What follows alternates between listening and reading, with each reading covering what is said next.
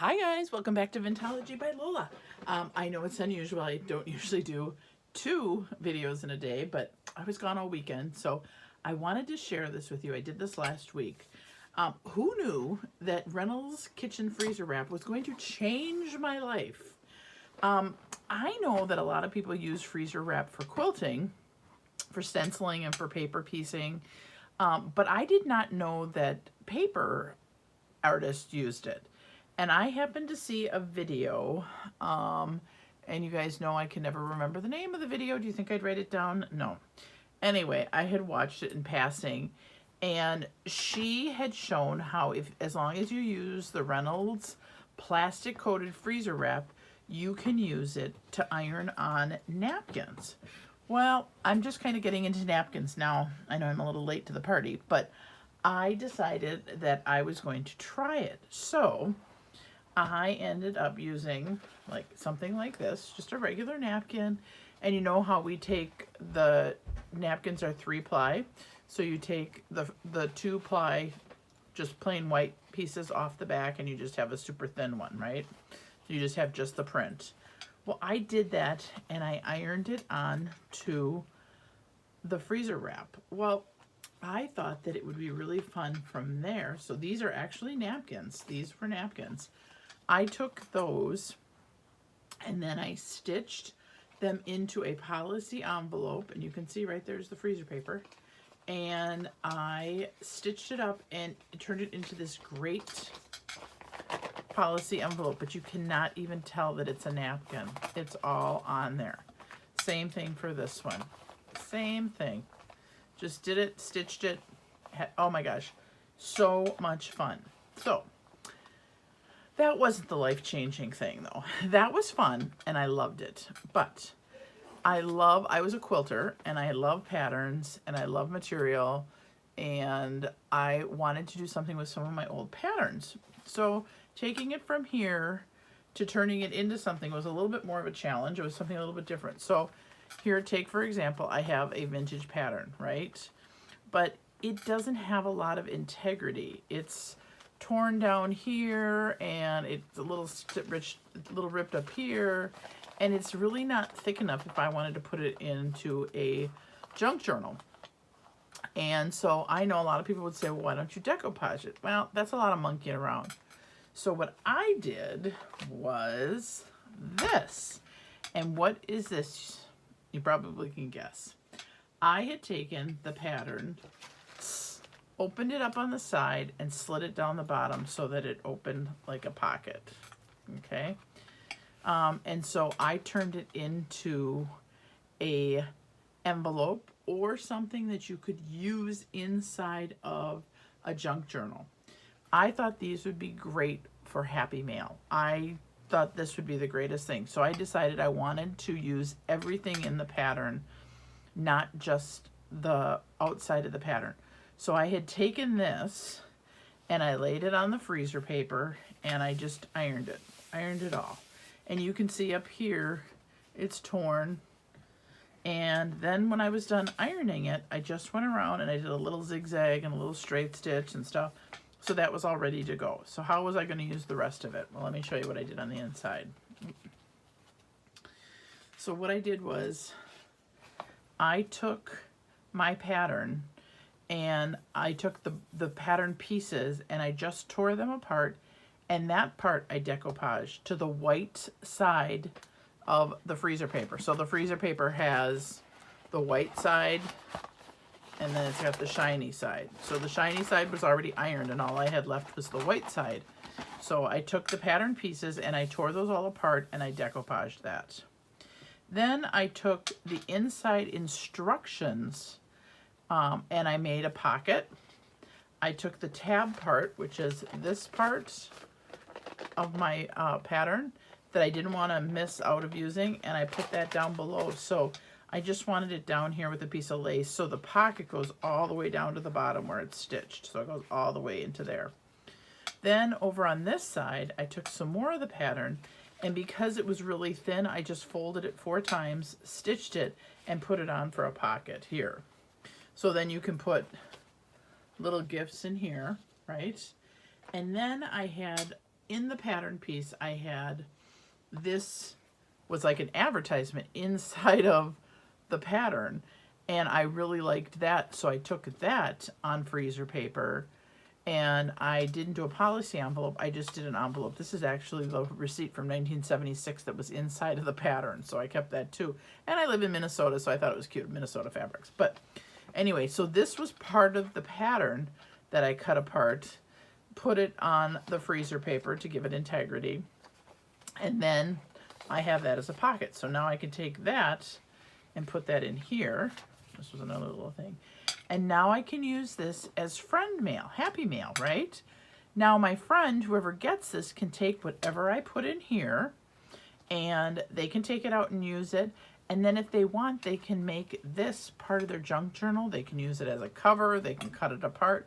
But now it actually is usable because it's not so flimsy as this was, or the, you know, I use this to gift wrap, the brown pattern paper. I use that to gift wrap stuff. And then this, that it's okay, but sometimes it crumbles. But when I ironed it on the freezer paper without getting the glue out and waiting for it to dry, it was literally 5 minutes from start to finish to cut it and iron it. So that is my tip today for what to do with patterns, pattern pieces, instructions. It will change your life forever. Now, you can do it for napkins. I've tried it with paper. I don't think, and I know you can use it on fabric, but I think it works best if you use like 100% cotton, like quilting material, or muslin, okay? So that's another thing you can try. If you have something that is old and flimsy and you want to use it but it doesn't have any integrity, the freezer paper gives it exactly what it needs. And then you can ink it up, or you can decoupage or whatever on the back, or leave it white. It just depends on what you want. Now the second thing I wanted to show you was someone was showing how to make pockets from old cereal bags, the liner, not the box, the inside liner. Well, I didn't have any because nobody here at my house eats cereal. And we're not big cracker eaters either. So I thought, oh, I don't have that. But I love this idea where you take the dictionary page that has been decoupaged with napkins, again, the napkin thing, and you sew it all the way around the cereal bag except for the top. So you have a double pocket. So you've got this side of the pocket and you've got this side of the pocket, right? So I decoupaged dictionary pages, and I'm going to show you. See, so you can put this in here, and then I've got threads everywhere, you guys, because I was sewing a bunch of stuff. And then you put this in here. So you can put tags in here, whatever. So what was the difference? What did I do that since I didn't have cereal bags? Well, I followed the instructions up to the point of what I used on here. Now, I did old, I mean, I didn't even have to distress this. This is the color, this brown color was the actual color of my dictionary pages. That's how old they were. Super old. So here's another one. You can see it better. So it's really old. This is another napkin. And so I had decoupaged that on the paper, let it dry. But instead of using cereal bags, how many of you guys have stuff left from your fuse tool? Oh, I thought that was the greatest thing since sliced bread, and I think I've used it twice since I bought it. But I have all sorts of sleeves and waterfall containers and sleeves that you'd put pictures in that I bought at Hobby Lobby when they were on clearance, and Project Life. And so it's kind of a vinyl-y, it's a vinyl piece. And I just cut them apart, measured for the inside of my piece of dictionary page, stuck it in, stitched it, and then whatever I had left here, I just trimmed with the scissors. So you can see I had different sizes. So does that make sense? Instead of using cereal bags, which you could use, the liner, the plastic liner when it's empty, but then you have to wash it out and everything.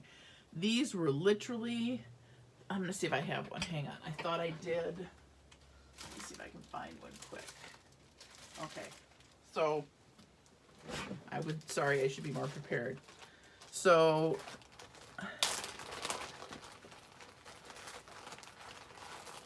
here's one. Well, no, that's a pennant. You don't want that one. Okay. So, here's some of the Fuse Tool stuff.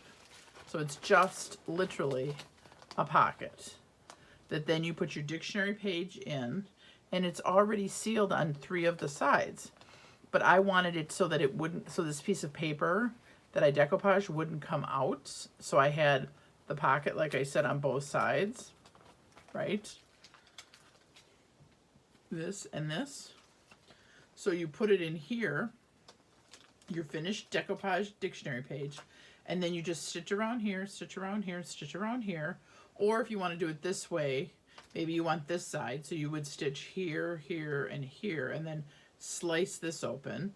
And then you've got a pocket that you can put inside of something. So here's my Happy Mail, and I want to just go like this and stick it in there, and it's ready to go. And it's got little goodies inside of here as well, so you could just even send this if you wanted. And what a great way to use up pages, napkins, any kind of book pages would work. I just happen to use dictionary pages because I love this dictionary. This one is an old, this was an old piece of sheet music, but I love the really, really distressed paper, and so that worked really well.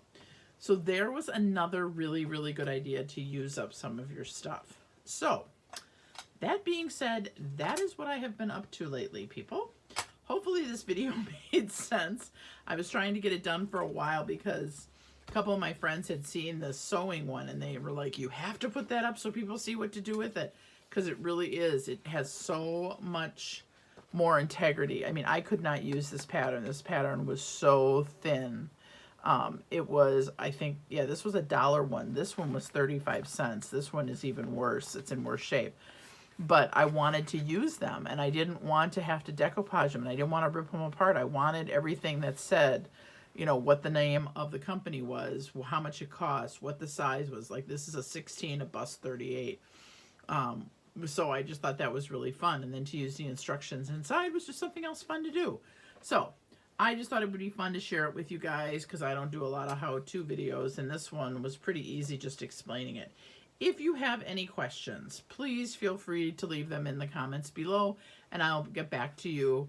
But it's pretty easy: decoupage, sewing, and ironing. That's it. That's all it is, ladies. So until later, if you haven't hit the subscribe button, hit the subscribe button. If you haven't seen my challenge, go over and see my 1K challenge. I'm giving away some great gifts. And I hope that you guys all have a great week. Thanks for stopping by again. Bye-bye.